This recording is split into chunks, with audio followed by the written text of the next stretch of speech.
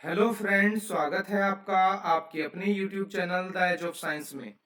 आज हम इस वीडियो में साइंस के जो क्वेश्चन कराने जा रहे हैं, ये सारे के सारे क्वेश्चन यूपी टेट 2018 में पूछे गए हैं।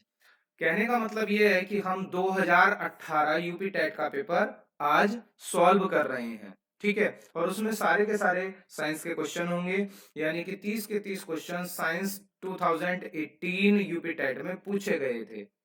जो आपका पेपर 2 होता है उसके ये क्वेश्चन हैं, क्योंकि जो पेपर 1 होता है, पेपर 1 में तो पर्यावरण आता है, साइंस नहीं आती है ना।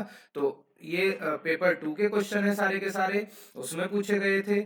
जो आपका 2023 का यूपी टेट है, ये भी आने वाला है। लगभग 15 जनवरी से इसके जो फॉर्म है वो ऑनलाइन शुरू हो जाएंगे, यानी कि नोटिफिकेशन आ जाएगा।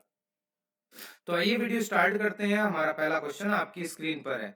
क्वेश्चन में पूछा जा रहा है निम्नलिखित में से कौन सा एक प्राकृतिक रेशा नहीं है, यानी कि जो नेचुरल फाइबर है इनमें से कौन नहीं है।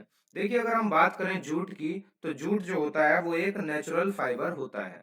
ठीक है, नेचुरल फाइबर होता है जूट। ठीक है, जूट, अगर जूट का पूछा जाए कि जूट का काम सबसे ज्यादा कहाँ होता है दुनिया में, तो ध्यान रखना बांग्लादेश में। ठीक है, क्या याद रखेंगे? बांग्लादेश। बांग्लादेश में सबसे ज्यादा जूट का की पैदावार होती है। दूसरा क्या है? दूसरा है आपका सिल्क। सिल्क भी आपका नेचुरल है, ये भी क्या होता है? ये भी नेचुरल होता है। ठीक है, और अगर हम कॉटन की बात करें तो कॉटन भी क्या होता है आपका? ये भी नेचुरल होता है। यहां से कौन जाएगा? यहां से जाएगा ऑप्शन ए। ए जो है आपका वो एक सिंथेटिक फाइबर है, नेचुरल फाइबर नहीं है। A is the correct answer. Next question पर चलते हैं। Question number 2। क्वेश्चन नंबर 2 में पूछ रहा है अदरक रूपांतरण है, यानी कि ginger is the modification of. Ginger किसका मॉडिफिकेशन है, ये हमें पता करना है। ठीक है, तो देखिए, पहले तो हम क्या करते हैं, ऐसी थोड़ी बहुत कुछ वेजिटेबल ऐसी पढ़ते हैं जिनकी पत्तियां, तने, जड़, फल आदि खाए जाते हैं। अगर हम बात करें जड़ की, तो जड़ किस किस की हम खाने योग्य होती है, यानी कि हम जड़ किस किस की खाते हैं। तो देखो, यहां से क्या जाएगा? जड़, जो गाजर होती है, गाजर, गाजर की जड़ खाई जाती है। गाजर की क्या खाई जाती है? गाजर की खाई जाती है जड़। ठीक है, जो गाजर होती है, गाजर का हम कौन सा हिस्सा खाते हैं? गाजर की खाते हैं जड़। ठीक, और कौन सा? और किसकी बात करते हैं? आपका सलजम होता है, सलजम की भी आपकी क्या खाई जाती है? सलजम की भी जड़ खाई जाती है। और किसकी बात करते हैं? मूली की भी जड़ खाई जाती है। अगर बात मूली की करते हैं तो मूली का भी खाने योग्य हिस्सा कौन सा होता है? जड़ होता है। चुकंदर, चुकंदर की भी क्या खाई जाती है? चुकंदर की भी जड़ खाई जाती है। और इसमें कौन लिख सकते हैं? शकरकंद लिख सकते हैं, शकरकंद की भी जड़ खाई जाती है। कौन? शकरकंद। शकरकंद, शकरकंद की क्या खाई जाती है? शकरकंद की भी जड़ खाई जाती है। ठीक है, तो ये थे जड़। अगर हम बात करते हैं तने की, तना किस किस का खाया जाता है? तो तना खाया जाता है आपका आलू का। ठीक है, आलू का खाने वाला हिस्सा जो होता है वो क्या होता है? वो होता है तना। और कौन होता है? प्याज होता है। और कौन होता है? लहसुन होता है। कौन सा होता है? लहसुन। और अगर गन्ने की बात करते हैं तो गन्ना भी तना होता है।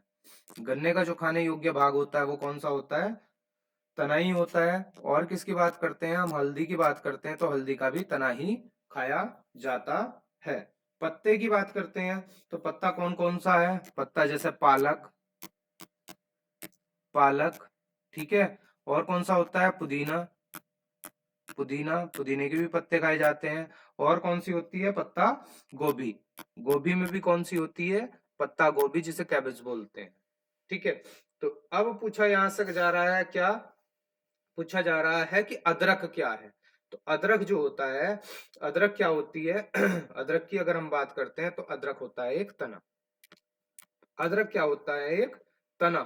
ठीक है, अदरक एक तना होता है, यानी कि ये रूपांतरित तना होता है। तो यहां से जो आंसर जाएगा वो ऑप्शन बी के साथ जाएगा। B is the correct answer. Next question number 3 screen पर आपकी पूछा जा रहा है वास्तविक फल उत्पन्न होते हैं, यानी कि जो वास्तविक फल होते हैं वो कहां से उत्पन्न होते हैं। ठीक है, देखिए फल दो जगह से उत्पन्न होते हैं। कहां कहां से? एक तो जो अंडाशय से अंडाशय होता है। ठीक है, क्या होता है? अंडाशय। एक कहां से उत्पन्न होते हैं? आपके अंडाशय से उत्पन्न होते हैं। ठीक है, जो अंडाशय से उत्पन्न होते हैं उनको क्या बोला जाता है? उन्हीं को बोला जाता है वास्तविक फल। क्या बोला जाता है उनको? वास्तविक फल। वास्तविक फल,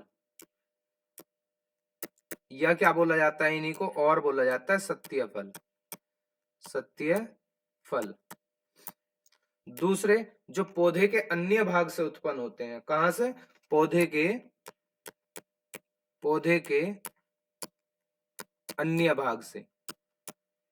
अन्य भाग से उन्हें क्या बोला जाता है? उनको बोला जाता है असत्य फल। असत्य फल। क्या बोला जाता है? असत्य फल। या दूसरा नाम क्या हो गया? अवास्तविक। अवास्तविक। अवास्तविक फल।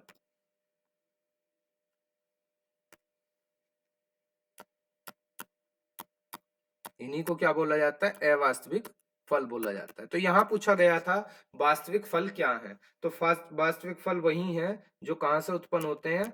अंडे से उत्पन्न होते हैं, उनको बोला जाता है वास्तविक फल। नेक्स्ट क्वेश्चन नंबर 3,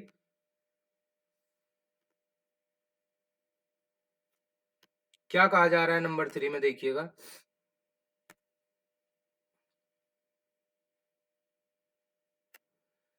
नंबर 3 में कहा जा रहा है ऐसे पादप जो बीज की अपेक्षा बीजाणु के माध्यम से प्रजनन करते हैं कौन से हैं? मतलब एग्जाम्पल छांटना है इसमें से। ऐसा कौन सा पौधा है जो बीज की अपेक्षा बीजाणु के माध्यम से प्रजनन करता है? पहली बात तो बीजाणु द्वारा प्रजनन करने वाले पादपों को क्या कहते हैं? ठीक है, जो बीजाणु द्वारा क्या करते हैं? प्रजनन। किसके द्वारा? बीजाणु के माध्यम से प्रजनन करने वाले जो पादप होते हैं उन्हें क्या बोला जाता है? उन्हें बोला जाता है क्रिप्टोगेम्स। क्या बोला जाता है? क्रिप्टोगेम्स। इनको क्या बोलते हैं? Crypto games. एग्जाम्पल कौन कौन है? और एग्जाम्पल है आपका मॉस। कौन है? मॉस। और दूसरा एग्जाम्पल कौन है? दूसरा एग्जाम्पल है फर्न। तो यहां से जो आंसर जाएगा वो किसके साथ जाएगा? इसके साथ जाएगा। तो यहां से दो क्वेश्चन और क्या बन सकते हैं कि जो बीजाणु के माध्यम से प्रजनन करते हैं ऐसे पौधों को क्या कहते हैं? तो आंसर हो गया क्रिप्टोगेम्स। दूसरा एग्जाम्पल अगर आपको ऑप्शन में फर्न ना मिले तो क्या रहेगा आपका? मॉस रहेगा। ठीक है, दूसरा आंसर क्या आ जाएगा? मॉस आ जाएगा। नेक्स्ट क्वेश्चन, क्वेश्चन में कहा गया है पौधों में प्रोटीन संश्लेषण के लिए अनिवार्य तत्व है, यानी कि प्रोटीन संश्लेषण किसके द्वारा किया जाता है? कौन सा ऐसा तत्व है जो प्रोटीन संश्लेषण करता है? तो इसका आंसर जो जाएगा वो किसके साथ जाएगा? वो जाएगा नाइट्रोजन के साथ। नाइट्रोजन एक ऐसा तत्व है जो पौधों में प्रोटीन संश्लेषण करता है।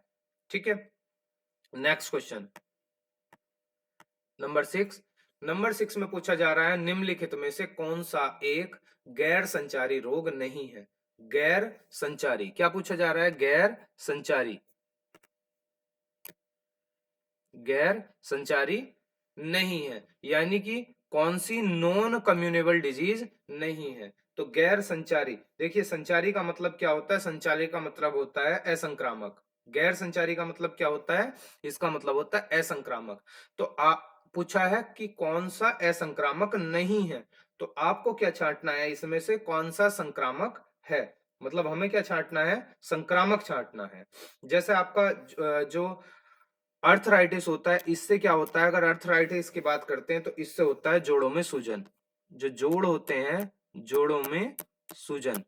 जोड़ों में सूजन आने को क्या बोलते हैं? अर्थराइटिस बोलते हैं। आपका रिकेट्स होता है, रिकेट्स किसकी कमी से होता है? ये विटामिन डी की कमी से होता है ना? इसमें क्या होती है? हड्डियों की ग्रोथ नहीं हो पाती, मतलब सूख जाती हैं। अगर आप हाइपरटेंशन की बात करते हैं तो हाइपरटेंशन क्या होता है, हाई ब्लड प्रेशर होता है। क्या होता है, हाई ब्लड प्रेशर, इसको बोलते हैं, हाई ब्लड प्रेशर को बोलते हैं। नेक्स्ट आता है कोलेरा। जो कोलेरा होता है ये एक जीवाणु से होता है, ठीक है, जीवाणु से। तो आप ये ध्यान रखिए, जितनी भी आपकी कैसे डिजीज होती हैं, कम्युनिकेबल डिजीज होती हैं, यानी कि संक्रामक बीमारियां होती हैं, वो किससे होती हैं, या तो जीवाणु से होती हैं, या विषाणु से होती हैं, या तो बैक्टीरिया से होती हैं, या वायरस से होती हैं। तो इनमें तो किसी में भी वायरस नहीं है ना। मतलब कम्युनिकेबल डिजीज का मतलब होता है जो एक से दूसरे को हो। तो आपने ऐसा नहीं देखा होगा कि एक आदमी के जोड़ों में सूजन है तो उससे उससे दूसरे आदमी के जोड़ों में सूजन हो जाएगी, या एक आदमी में विटामिन डी की कमी है तो दूसरे में भी विटामिन डी की कमी हो जाएगी, या किसी का ब्लड प्रेशर हाई है तो उसके पास उठने बैठने वालों का भी ब्लड प्रेशर हाई हो जाएगा। ऐसा नहीं होता, क्योंकि ये सारी की सारी जो बीमारियां हैं वो नॉन कम्युनिकेबल हैं। अब कम्युनिकेबल कौन सी है, वो है आपकी कोलेरा, क्योंकि ये किससे होती है, बैक्टीरिया से होती है। और कौन से बैक्टीरिया से होती है, ये विब्रियो कोलेरी से होती है। किससे होती है, विब्रियो कोलेरी, ये एक बैक्टीरिया होता है, इससे ये बीमारी होती है, विब्रियो कोलेरी से। ठीक है, तो यहां से जो आंसर जाएगा वो आंसर जाएगा आपका option 4। Next question, question number 7 पूछा जा रहा है, पेनिसिलिन प्रतिजैविक दवाएं प्राप्त होती हैं। जो पेनिसिलिन दवाइयां हैं वो किससे प्राप्त होती हैं, ये आपसे क्वेश्चन में पूछा जा रहा है। शैवाल से, जीवाणु से, फफूंद से, नील हरित शैवाल से। तो जितनी भी पेनिसिलिन एंटीबायोटिक्स हैं वो जो प्राप्त होती हैं वो किससे प्राप्त होती हैं, वो होती है फंगी से। किससे होती हैं, फंगी से होती हैं, फफूंद से होती हैं। तो इसका आंसर जाएगा ऑप्शन सी के साथ, मतलब ऑप्शन 3 के साथ। नेक्स्ट क्वेश्चन, क्वेश्चन नंबर 8, निम्नलिखित में से कौन सा ऊर्जा का स्रोत नहीं है। इनमें से कौन ऐसा है जो ऊर्जा का स्रोत नहीं है, यानी कि जिससे हमारे शरीर को ऊर्जा प्राप्त नहीं होती। देखिए, जो मेनली हमारे बॉडी के लिए ऊर्जा का स्रोत क्या है, वो कार्बोहाइड्रेट है, यानी कि ये तो है। प्रोटीन से हमारे शरीर को जो ऊर्जा मिलती है, और फैट से भी हमारे शरीर को ऊर्जा मिलती है। लेकिन जो ये विटामिन है, विटामिन से हमारे शरीर को कोई ऊर्जा प्राप्त नहीं होती। विटामिन जो होते हैं वो शरीर को कोई भी कैलोरी प्रदान नहीं करते हैं। ये केवल क्या करते हैं, जो हमारे शरीर की विभिन्न क्रियाएं हैं उन्हें सुचारू रूप से चलाने के लिए आवश्यक होते हैं, है ना। इनकी आवश्यकता इसलिए होती है कि हमारे शरीर में जो बहुत सारी क्रियाएं हो रही हैं जिससे उनको ये सुचारू रूप से चला सकें। तो यहां से ऑप्शन जो जाएगा वो सेकंड जाएगा। Next question, question number 9। 9 में पूछा जा रहा है, डीएनए के कोडिंग सेगमेंट को क्या कहा जाता है। देखिए, डीएनए के दो सेगमेंट होते हैं, एक होता है कोडिंग और दूसरा जो सेगमेंट होता है वो कौन सा होता है, नॉन कोडिंग। इसमें तो पूछ रहा है कोडिंग को क्या कहते हैं। तो देखिए, जो कोडिंग सेगमेंट होता है, कोडिंग सेगमेंट, कोडिंग सेगमेंट को क्या कहा जाता है, कोडिंग सेगमेंट को कहा जाता है एक्सोन। क्या कहा जाता है, एक्सोन। ठीक है। और अगर इंट्रॉन की बात करते हैं तो इंट्रॉन किसको कहा जाता है, ये कहा जाता है नॉन कोडिंग को। किसको कहा जाता है, नॉन कोडिंग सेगमेंट को। ठीक है, दोनों का नाम ध्यान रख लेना। एक्सोन किसको, कोडिंग को, और नॉन कोडिंग को क्या कहा जाता है, इंट्रॉन कहा जाता है।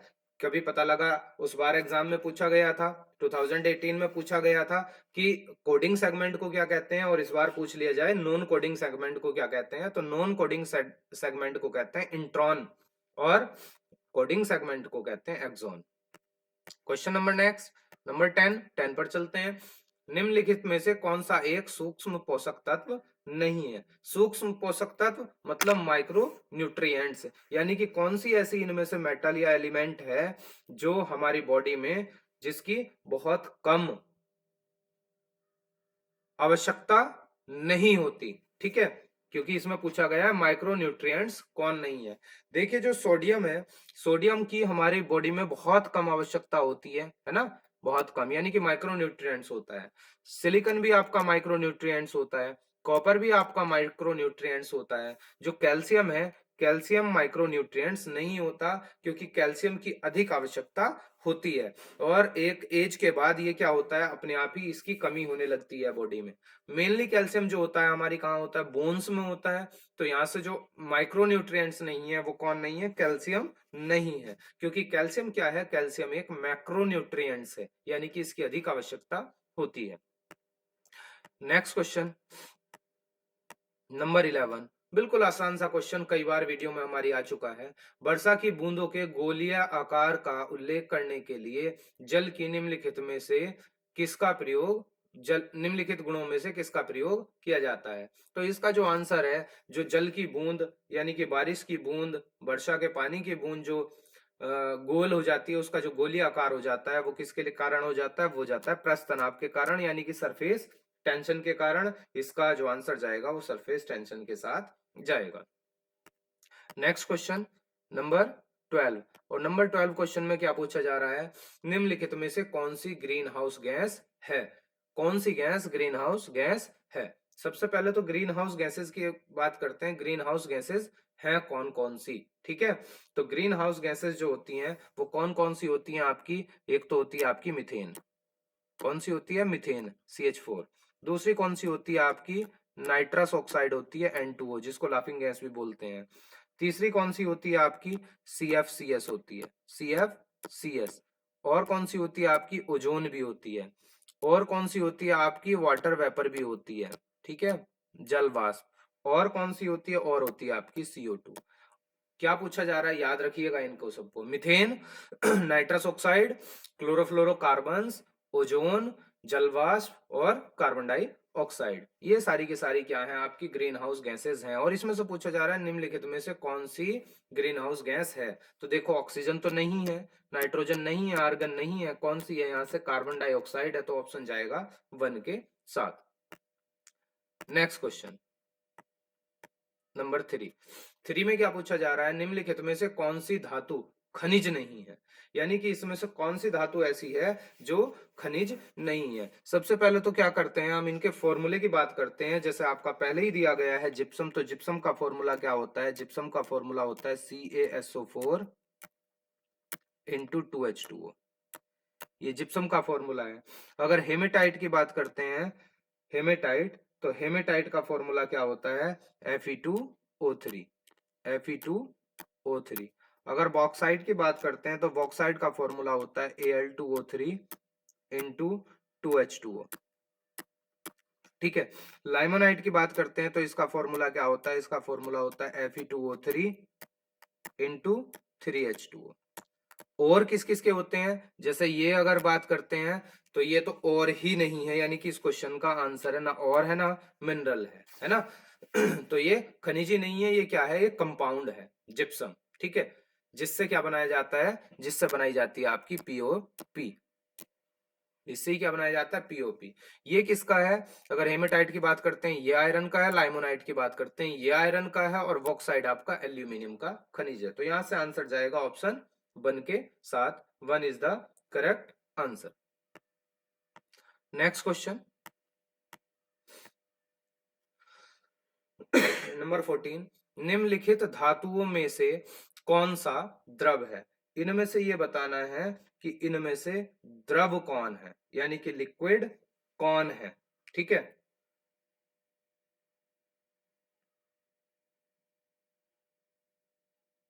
इनमें से लिक्विड कौन है, ये हमें बताना है।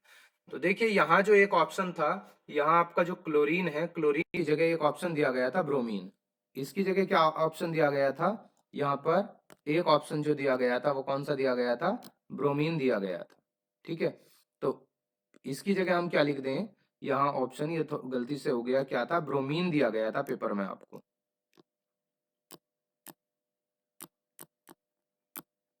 ठीक है, ये ऑप्शन था पेपर में। तो यहाँ क्या है, जो आपका सल्फर है, सल्फर क्या होता है, सल्फर आपका होता है सॉलिड, आयोडीन आपका क्या होता है, सॉलिड होता है, और आपका फास्फोरस भी क्या होता है, यही होता है, ठीक है, सॉलिड। तो यहां से जो आंसर जाएगा आपका, आंसर जाएगा ऑप्शन बी, यानी कि ब्रोमीन। ब्रोमीन क्या होता है, रूम टेम्परेचर पर लिक्विड होता है। क्वेश्चन अगर ऐसे आ जाए कि कौन सी नॉन मेटल रूम टेम्परेचर पर लिक्विड होती है तो भी क्या जाएगा, ब्रोमीन जाएगा। पूछा जाए कौन सी मेटल रूम टेम्परेचर पर लिक्विड होती है तो जाएगा मरकरी। अगर नॉन मेटल पूछा जाए तो ब्रोमीन, और मेटल पूछा जाए तो मरकरी। नेक्स्ट क्वेश्चन पर चलते हैं, नंबर 15। 15 में क्या पूछा जा रहा है, 15 में पूछा जा रहा है किस वैज्ञानिक ने रेडियोधर्मी तत्व रेडियम की खोज की थी। कौन सा ऐसा वैज्ञानिक था जिसने रेडियम की खोज की थी, तो रेडियम की खोज करने वाली कौन थी, मैरी क्यूरी। ठीक है, आंसर किसके साथ जाएगा, मैरी क्यूरी के साथ जाएगा। मैरी क्यूरी ने क्या किया था, रेडियम की खोज की थी। ठीक है, नेक्स्ट क्वेश्चन नंबर 16। 16 में पूछा जा रहा है किस कारण से स्टोन कैंसर होता है, यानी कि स्टोन कैंसर का कारण क्या है। देखिए, रेडियो एक्टिविटी पहला दिया हुआ है। रेडियो एक्टिविटी, रेडियो एक्टिविटी होती क्या है, रेडियो एक्टिविटी होती है कि अगर आप किसी मेटल को, ठीक है, एटमॉस्फेयर में ओपन छोड़ दें, कुछ मेटल्स होती हैं उनको अगर एटमॉस्फेयर में ओपन छोड़ दें तो एक दिन ऐसा आएगा कि वो बिल्कुल खत्म हो जाएंगी। ठीक है, किसकी वजह से खत्म होती हैं, क्योंकि उनके अंदर से कुछ रेज निकलती हैं। रेज क्या होती हैं, इमिट होती हैं। कौन कौन सी होती हैं, वो अल्फा, बीटा और गामा रेज इमिट होती हैं, जिसकी वजह से उसका सेल्फ डीके हो जाता है। इन्हीं जो रेज को है, जो ये रेज हैं, इन्हीं रेज को बोला जाता है रेडियो एक्टिव रेज। और इनमें जो पार्टिकल प्रेजेंट होते हैं उन्हें बोला जाता है रेडियो एक्टिव पार्टिकल्स। ठीक है, और ये जो परिघटना है, जो ये फिनोमिना है, इसको बोला जाता है रेडियो एक्टिविटी। इसकी जो सबसे पहले डिस्कवरी की थी वो हेनरी बेकुरल ने की थी। हेनरी बेकुरल साइंटिस्ट थे, उन्होंने सबसे पहले इसकी डिस्कवरी की थी। अब जो अम्ल वर्षा है, अम्ल वर्षा क्या चीज है ये, अम्ल वर्षा क्या होता है, जो हमारा एटमॉस्फेयर है, एटमॉस्फेयर में पॉल्यूशन के कारण NO2 और SO2 प्रेजेंट होती है। ठीक है, जैसे ही ऊपर से क्या होता है, वर्षा होती है, वर्षा का जल आता है, इसमें वाटर मिक्स होता है, तो दो एसिड बन जाते हैं। एक तो बन जाता है HNO3 और एक क्या बन जाता है, एक बन जाता है H2SO4। ये हमारे वर्षा के जल में दोनों मिक्स हो जाते हैं, तो जो वर्षा का जल है वो क्या हो जाता है, एसिडिक हो जाता है, यानी कि अम्लीय हो जाता है। इसे क्या बोलते हैं, अम्लीय वर्षा बोलते हैं। यानी कि इस क्वेश्चन का जो आंसर है स्टोन कैंसर का, वो अम्लीय वर्षा ही है। यानी कि आंसर किसके साथ जाएगा, ऑप्शन 2 के साथ जाएगा। Next question number 17। Question number 17 में क्या कहा जा रहा है, क्वेश्चन नंबर 17 में कहा जा रहा है क्लोरीन का जलीय विलयन, ब्राइन, ब्राइन क्या है, ब्राइन क्या है, क्लोरीन का जलीय विलयन है, NaCl का संतृप्त विलयन है, ब्रंजक चूर्ण का सामान्य नाम है, या Na2SO4 का जलीय विलयन है। जो ब्रंजक चूर्ण है, ब्रंजक चूर्ण तो खुद सामान्य नाम होता है, और इसका जो केमिकल नेम होता है वो क्या होता है, पहली बात तो फॉर्मूला क्या होता है, फॉर्मूला होता है CaOCl2। और नेम क्या होता है, chemical name calcium oxychloride, calcium oxychloride होता है केमिकल नेम। अगर Na2SO4 के जलीय विलयन की बात करें तो जो Na2SO4 है, इसका जो जलीय विलयन होता है वो क्या होता है, न्यूट्रल होता है। कैसा होता है, न्यूट्रल होता है। अब यहां से जो पूछा जा रहा है ब्राइन क्या है, ब्राइन की अगर हम बात करते हैं तो ब्राइन है आपका क्लोरीन का जलीय विलयन। ठीक है, जिसे क्या बोला जाता है, क्लोरीन के जलीय विलयन को ही क्या बोला जाता है, क्लोरीन जल भी बोला जाता है, क्लोरीन जल। तो आंसर जाएगा ऑप्शन 1 के साथ। Next question number 18। हरे फलों को कृत्रिम ढंग से पकाने हेतु प्रयुक्त गैस है, यानी कि जो हरे फल होते हैं उन्हें पकाने के लिए कौन सी गैस का प्रयोग किया जाता है, तो उनके लिए कौन सी गैस का प्रयोग किया जाता है, कैल्शियम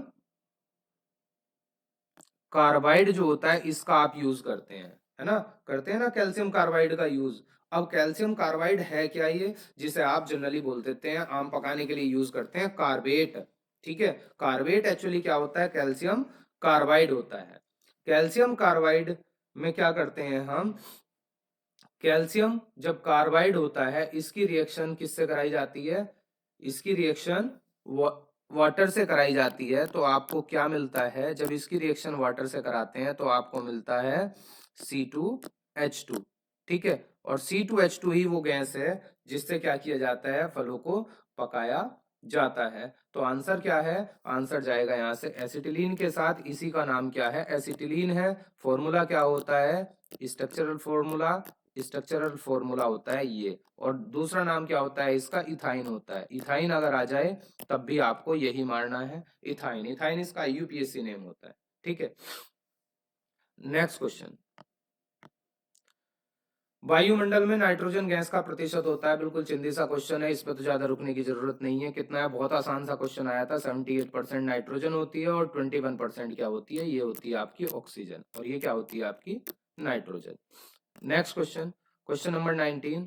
क्वेश्चन नंबर 19 में कहा गया है ओजोन इज, मतलब ओजोन क्या है, क्वेश्चन में ये कहा गया है ओजोन क्या है। अब क्या पहला कह रहा है ऑक्सीजन का एक समावयव, ऑक्सीजन का एक यौगिक, ऑक्सीजन का एक अपर रूप, ऑक्सीजन का एक समस्थानिक।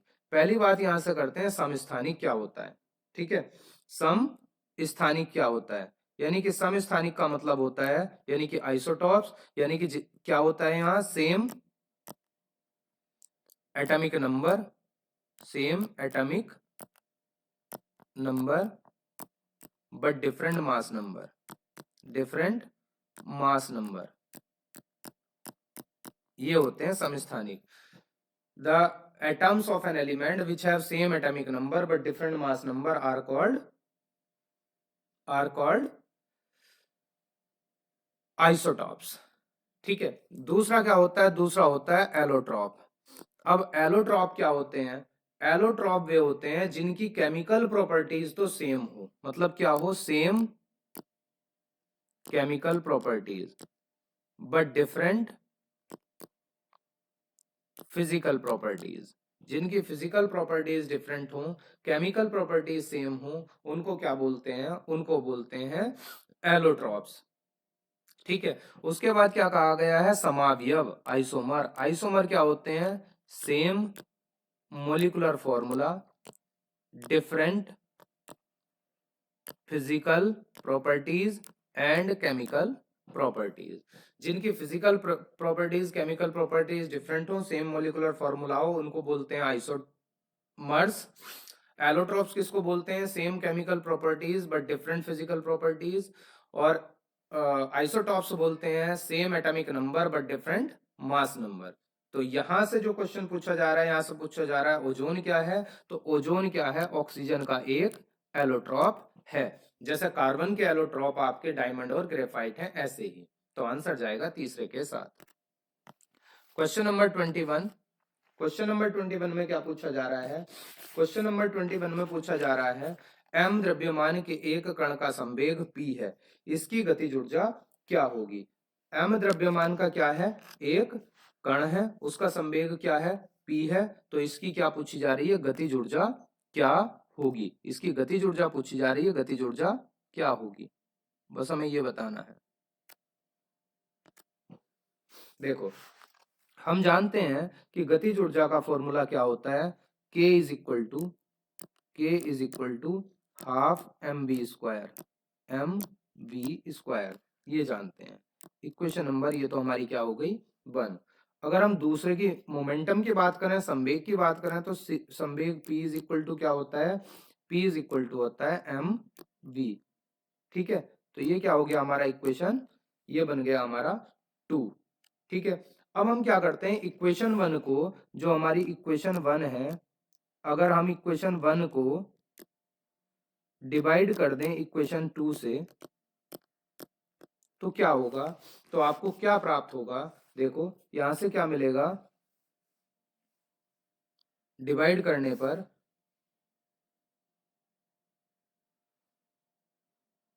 2k, मतलब हमने क्या किया, 2 को इधर मल्टीप्लाई कर दिया, upon p is equal to M V square upon M V. ठीक है, मतलब यहां क्या किया था, ये 2 की मल्टीप्लाई पहले ही कर दी थी इधर। चलो, इससे क्या मिला, m से तो m कैंसिल हो गया और इससे ये कैंसिल हो गया, आपको क्या मिला, 2k upon p is equal to v, यही तो मिला है यहां से। अब हम क्या करते हैं, यहां से p is equal to, p की वैल्यू निकालते हैं, P इज इक्वल टू क्या हो जाएगा, M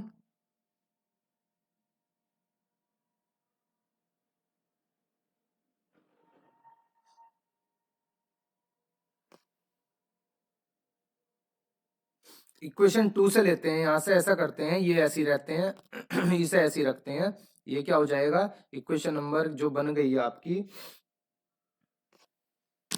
इसे मान लेते हैं आपकी इक्वेशन 3। ये क्या हो गई, इक्वेशन 3 हो गई। अब इस इक्वेशन 3 की वैल्यू क्या करते हैं हम, इक्वेशन 2 में पुट कर देते हैं, substituting the value of v in equation 2। तो देखो 2 में क्या हो जाएगा, p is equal to m, और v की जगह क्या आ जाएगा, 2k अपॉन p। ठीक है, यही तो आ जाएगा।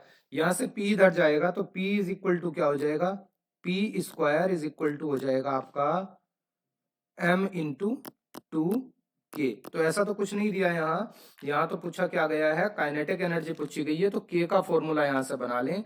k का फॉर्मूला यहां से क्या बन जाएगा, k इज इक्वल टू क्या हो जाएगा, k इज इक्वल टू हो जाएगा p स्क्वायर अपॉन 2m, यही तो बनेगा, p square is equal to 2m, k is equal to p square upon 2m। ये आपको शायद ऑप्शन में किसी में दिया हुआ है, तो कौन से में है ये ऑप्शन 4 में है, तो 4 इज द करेक्ट आंसर। ठीक है, यानी कि पूरा यहाँ पे डेरिवेशन आपसे कराया गया है तो ये हो गया है। नेक्स्ट क्वेश्चन, सारे क्वेश्चन फिजिक्स के हैं आई थिंक। यहाँ देखो नेक्स्ट क्वेश्चन में क्या कहा गया है, 4, 10 और 20 ओम के प्रतिरोधों के समानांतर को 15 वोल्ट की बैटरी से जोड़ा जाता है, परिपथ की धारा क्या होगी। ठीक है, समांतर क्रम में जोड़ा जा रहा है ना, कैसे जोड़ा जा रहा है, पैरेलल जोड़ा जा रहा है, किसे, 4, 10 और 20 ओम के प्रतिरोधों को। तो देखो समांतर क्रम में हम जब जोड़ते हैं तो आपको क्या मिलता है, देखिए यहां से फॉर्मूला क्या होता है समांतर क्रम का, 1/r is equal to 1/r1 plus 1/r2 plus 1/r3। ये समांतर क्रम का होता है। श्रेणी क्रम का क्या होता है, r is equal to r1 plus r2 plus r3। अब देखो इनकी वैल्यू क्या थी, यहाँ 1/r इज इक्वल टू, पहले की वैल्यू क्या थी 4, प्लस दूसरे की वैल्यू क्या थी, दूसरे की जो वैल्यू थी आपकी कितनी थी, 10 थी, और प्लस तीसरे की वैल्यू कितनी थी, 20 थी। ये दी हुई है यहाँ पे। यहाँ से क्या करेंगे, इनका एलसीएम ले लेंगे, तो एलसीएम इनका क्या आ जाएगा, 20 आ जाएगा, है ना। यहाँ से क्या आ गया, 4 पंजे 20, ऊपर क्या आ गया 5 प्लस 2 प्लस 1। ठीक है, जब एलसीएम ले लिया, एलसीएम आ गया आपका, तो आगे क्या करें हम, r is equal to 1/r is equal to कितना हो गया, ऊपर आ गया है 8/20। यहां से क्या करेंगे हम, अगर r की वैल्यू निकालें यहीं से, तो क्या आ जाएगी आपकी r की value, r is equal to 20/8, और 20/8 का मतलब क्या हो गया, 20/8 का मतलब हो गया 2.5, 2.5 ओम। निकालना क्या है आपको, यहां से I निकालना है। I के लिए फॉर्मूला लगा दीजिए, क्या फॉर्मूला लग जाएगा I के लिए, फॉर्मूला होता है V is equal to I R. क्या होता है एक formula, V is equal to I R, I R. ठीक है, V is equal to I R, ये फॉर्मूला। यहां से I निकालना है, तो I इज इक्वल टू क्या हो जाएगा, V अपॉन आर। ठीक, V upon R, I is equal to, V आपको दिया हुआ था कितना 15, और R अभी आपने निकाला है 2.5। ठीक है, तो इसको सॉल्व कर लेते हैं, बस आंसर आ गया। I इज इक्वल टू, देखो यहां से पॉइंट हटाएंगे तो ऊपर 0 बढ़ जाएगा, और कितनी बार जाएगा, 6 बार जाएगा, आंसर आ जाएगा 6 ampere. 6 ampere is the correct answer. तो क्वेश्चन का आंसर क्या रहेगा आपका, यहां से 6 एम्पियर रहेगा, 6A। Next question next question में पूछा जा रहा है, निम्नलिखित पदार्थों में से कौन सा एक लौह चुंबकीय है। इनमें से कौन सा ऐसा एक है जो लौह चुंबकीय है, फेरोमैग्नेटिक है है ना। लकड़ी देखो, लकड़ी तो लोहचुंबकीय होती नहीं है, तो गलत आंसर है। अब किस में से जाएगा, गोल्ड में से जाएगा, निकल में से जाएगा और मैग्नीज में से जाएगा। ठीक है, तो आपका जो निकल है ये यहां से क्या होगा, ये लोहा चुंबकीय होगा। क्यों होता है ये क्योंकि इसमें क्या होगा, इसमें क्या होगा, इसका जो कॉन्फ़िगरेशन आता है वो क्या आता है, 1s2 2s2 2p6 3s2 3p6 4s2 3d8। और जब 8 के लिए ऑर्बिटल बनाते हैं तो इसके पास क्या बचते हैं, इसके पास अनपेयर्ड इलेक्ट्रॉन बच जाते हैं, 1 2 3 4 5 6 7 8। दो क्या बच जाते हैं, अनपेयर्ड इलेक्ट्रॉन। क्या है ये, अनपेयर्ड इलेक्ट्रॉन है। और अनपेयर्ड इलेक्ट्रॉन है तो ये क्या होगा, लोह चुंबकीय, मतलब चुंबकीय होगा। ठीक है, होने के लिए तो मैग्नीज भी होगा चुंबकीय। ठीक है, लेकिन लोह चुंबकीय जो होते हैं वो कौन कौन होते हैं आपका, एक तो Ni होता है, एक आपका कौन होता है, CO होता है, और एक आपका Fe होता है। ध्यान रखना ये होते हैं लौह चुंबकीय। ये लौह चुंबकीय यानी कि फेरोमैग्नेटिज्म शो करते हैं। अगर पूछा जाए अनुचुंबकीय और प्रतिचुंबकीय, तो आपका जो डायमैग्नेटिक और पैरामैग्नेटिक, तो पैरामैग्नेटिक आपका मैग्नीज भी होगा, लेकिन यहाँ फेरो पूछा गया है तो आंसर जाएगा निकल के साथ। नेक्स्ट क्वेश्चन, नेक्स्ट क्वेश्चन में कहा गया है ध्वनि की चाल अधिकतम होती है, यानी कि ध्वनि की चाल सबसे ज्यादा किस में होती है। तो ये तो आपका बहुत बार पढ़ा हुआ क्वेश्चन है, ध्वनि की चाल सबसे ज्यादा किस में होती है, स्टील में होती है, यानी कि इस्पात में होती है। तो आंसर जाएगा 4 के साथ। नेक्स्ट क्वेश्चन नंबर 25, जब कांच की एक छड़ रेशम से रगड़ते हैं तब इस पर किस प्रकार का आवेश उत्पन्न होता है ना। कांच की छड़ को किस पे रगड़ रहे हैं हम, रेशम पर। मतलब क्या है, ये क्या है, एक कांच की छड़ है, ये एक कांच की छड़ है। ठीक है, और इसे किस पर रगड़ा जा रहा है, सपोज दैट ये है रेशम का कपड़ा आपका, इस पर आपका इसको रगड़ा जा रहा है। तो देखिए जो रेशम की, जो रेशम का कपड़ा होता है उस पर कैसा चार्ज होता है, निगेटिव, है ना। जब इसको रगड़ते हैं तो इस पर कैसा चार्ज आ जाता है, इस पे यहाँ इस तरह से रगड़ेंगे तो इस पर कैसा चार्ज आ जाएगा, इस पर चार्ज आ जाएगा आपका धनावेश। यानी कि जो कांच की छड़ है तो उस पर कैसा चार्ज आ जाता है आपका, छड़ पर चार्ज आता है धनावेश, यानी कि ऑप्शन जाएगा यहाँ से थर्ड के साथ। Third is the correct answer. Next question number 26, एक घूमते हुए समतल दर्पण पर आपतित किरण 60 अंश का कोण बनाती है। ठीक है, कितने अंश का कोण बनाती है, 60 अंश का कोण बनाती है। तो परावर्तन कोण क्या होगा, तो परावर्तन कोण क्या होगा। मान लिया क्या कर रहे हैं इसमें, ये क्या है आपका, ये दर्पण है, ये क्या है आपका, दर्पण है। ठीक है, यहां से कोई क्या आती है, आपतित किरण, ये आपकी आपतित किरण, ये जो कोण बना रही है 60 अंश का बना रही है। तो ये कोण क्या है आपका, जो कोण है आपतन कोण है। ठीक है, तो पूछ रहा है परावर्तन कोण क्या होगा, तो जिस एंगल से आएगी उसी एंगल से जाएगी। ये कोण भी कितना होगा, 60 डिग्री का ही होगा, यानी कि 60 अंश का ही होगा, क्योंकि आपतन कोण जो होते हैं, आपतन आपतन कोण किसके बराबर होता है, बराबर परावर्तन कोण। परावर्तन कोण दोनों क्या होते हैं, आपस में बराबर होते हैं, आपतन परावर्तन के बराबर होता है। तो आंसर जो जाएगा यहां से 60 अंश जाएगा। नेक्स्ट क्वेश्चन, निम्नलिखित में से कौन सा ऊर्जा का नवीनीकरण संसाधन है। ठीक है, न्यूएबल सोर्स ऑफ एनर्जी, इनमें से कौन सा है, पहला है ग्राउंड वाटर, दूसरा है नेचुरल गैस, तीसरा है पेट्रोलियम और चौथा है कॉल। तो यहां से जो सही आंसर है वो आंसर कौन सा है आपका, भूजल, इसका करेक्ट आंसर है। 27वें का जो सही आंसर है वो क्या है, ग्राउंड वाटर। नेक्स्ट क्वेश्चन,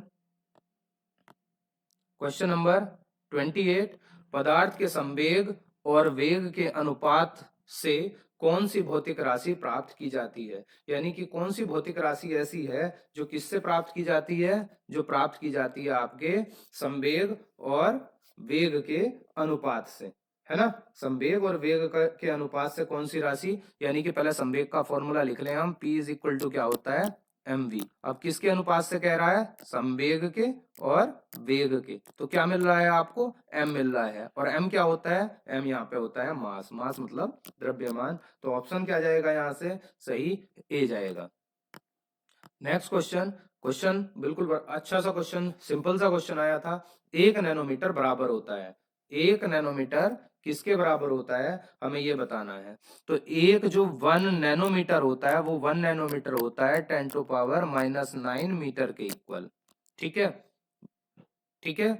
अब यहाँ क्या है, अगर 1 pm की बात करें, पिकोमीटर की, तो ये होता है 10⁻12 मीटर के इक्वल। अगर 1 आप एंगस्ट्रॉम की बात करते हैं तो ये होता है 10⁻10 मीटर के इक्वल। 1 अगर माइक्रोमीटर की बात करते हैं तो ये होता है 10⁻6 मीटर के इक्वल। लेकिन इसमें ऑप्शन में मीटर नहीं दिया गया था, यही बच्चों ने गलती की थी। ठीक है, यहाँ क्या था? सेंटीमीटर। तो अगर यही वैल्यू सेंटीमीटर में हो जाए तो इसमें से 2 पावर क्या हो जाएंगी? कम हो जाएंगी। जैसे इसकी ही बोल रहे हैं तो इसका क्या हो जाएगा? 10⁻⁷ सेंटीमीटर।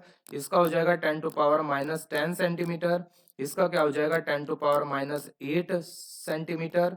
ये सब सेंटीमीटर में बता रहे हैं आपको। और ये क्या हो जाएगा? 10⁻4 सेंटीमीटर। तो पूछा किसका जा रहा था? नैनोमीटर का पूछा जा रहा था। तो नैनोमीटर किसके साथ जाएगा? 10⁻7 सेंटीमीटर। और मीटर में आता है 10⁻9 मीटर होता।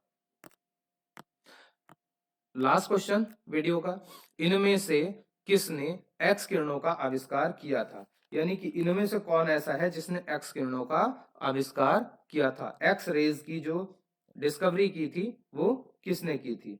ठीक है, देखो इसमें पहला क्या दिया हुआ है? मैक्सवेल। मैक्सवेल ने क्या किया था? मैग्नेटिक वेव प्रिंसिपल दिया था। क्या दिया था? Magnetic wave principle. ठीक है, रदरफोर्ड का आपको पता ही है, रदरफोर्ड ने क्या दिया था? Atomic model. Atomic model. अगर बात हम किसकी करते हैं? टॉर्सेली की बात करते हैं, तो टॉर्सेली ने क्या किया था? जो द्रव का वही श्राप वेग नियम होता है वो इन्होंने दिया था। लेकिन यहां से बात जाती है एक्सरेज की। एक्सरेज का आविष्कार जो किया था वो किसने किया था? रोंजन ने किया था। तो आंसर किसके साथ जाएगा? ऑप्शन थर्ड के साथ जाएगा। ये हमारी वीडियो का लास्ट क्वेश्चन था। कमेंट करके बताइए वीडियो आपको कैसी लगी। ये सारे के सारे क्वेश्चन आपसे यूपी टेट 2018 में पूछे गए थे और सारे के सारे क्वेश्चन हमने आपको विद एक्स्ट्रा फैक्ट कराए हैं। ठीक है, सारे के सारे क्वेश्चंस को एक्सप्लेन किया है। वीडियो आपको कैसा लगा कमेंट करके बताइए और फिर मिलेंगे एक नए वीडियो के साथ। जय हिंद, जय भारत, वंदे मातरम।